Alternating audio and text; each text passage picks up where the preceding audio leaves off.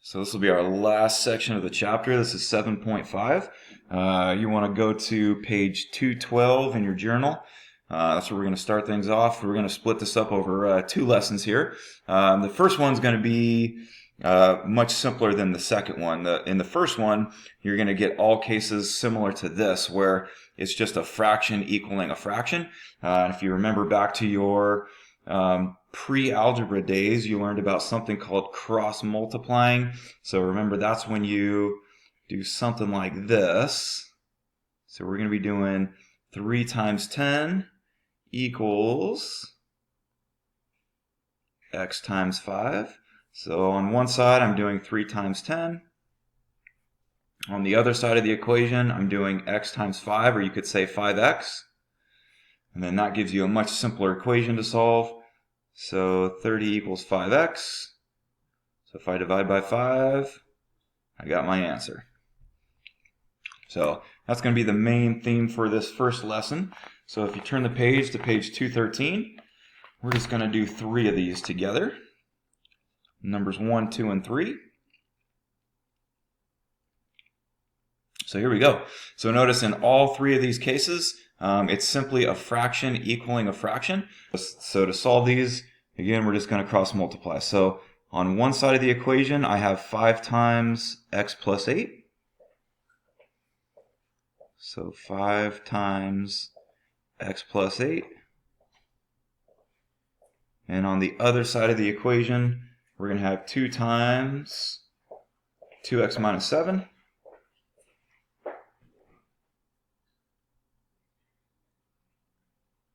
And then from there, it's just a pretty simple equation to solve. So don't forget to distribute. That does matter. That happens a lot where people will just get 5x plus 8, and they will forget to distribute that 5. So don't forget to distribute.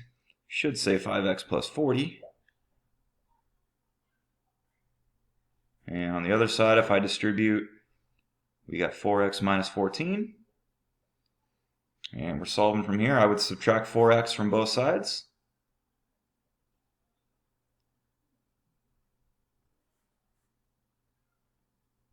And subtract 40.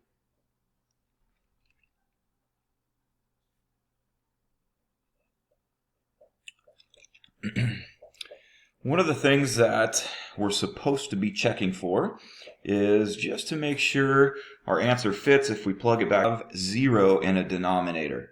So, for example, if you look back at this first one, I could not have a solution of negative 8 because negative 8 plus 8 would equal 0. And that would create a 0 on bottom of a fraction, which we can't have. So if I had a solution of negative 8, we would have to say, we'd have to cross it out basically and not keep it as an answer.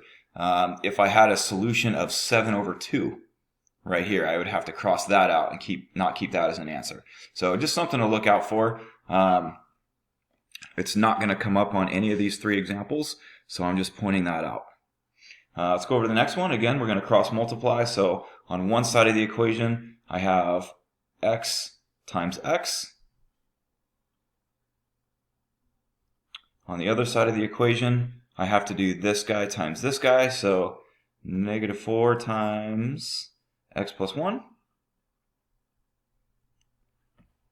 And as soon as you see this, hopefully you recognize we are solving a quadratic, which means I'm going to need everything onto one side, get this thing to equal 0, and then we're going to solve by factoring.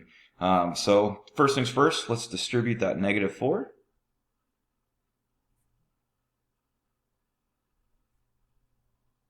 So it should look like this.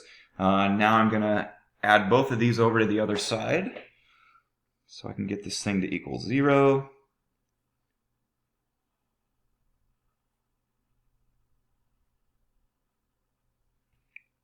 And if we factor,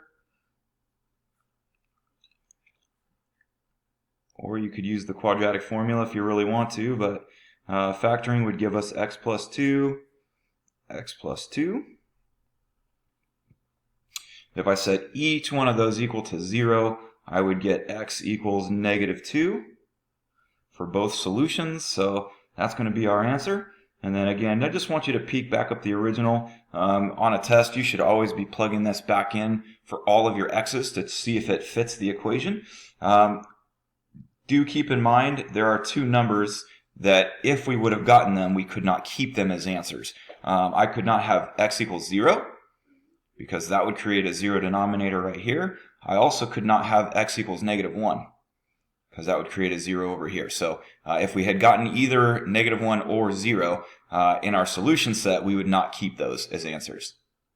All right, one more fun one. Let's go to number 3. So again, I'm going to cross multiply. So I'm going to start by doing this times this. So, and I'm actually just going to write this one out here because this one's a little lengthy. So we got x plus 1 times x minus 6 on one side of the equation. I got this times this on the other side of the equation.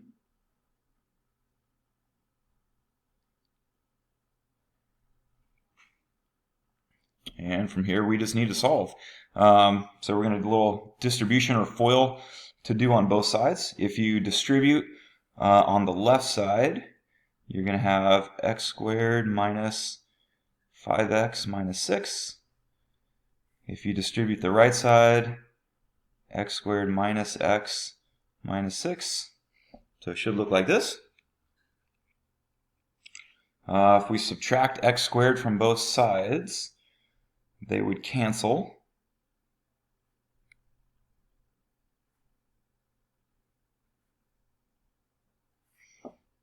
If I add 6 to both sides, those would cancel.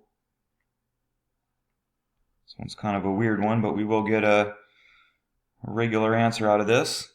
So now I'm going to add, let's add 5x over to here. So I'm kind of running out of room. So if I add 5x, I'm going to have 0 equals, let's see, -x plus 5x would be 4x. And if I divide both sides by 4, I get x equals 0. And then again, we just want to check and see if I plug it back in, am I okay with that? Looks like the only two answers we would not be able to keep would be 3 and 6, because they would create those 0 denominators. But other than that, we're safe. So that is it for part 1. One more lesson in this chapter to go. It's the next one. A little bit tougher, but you guys will handle it just fine.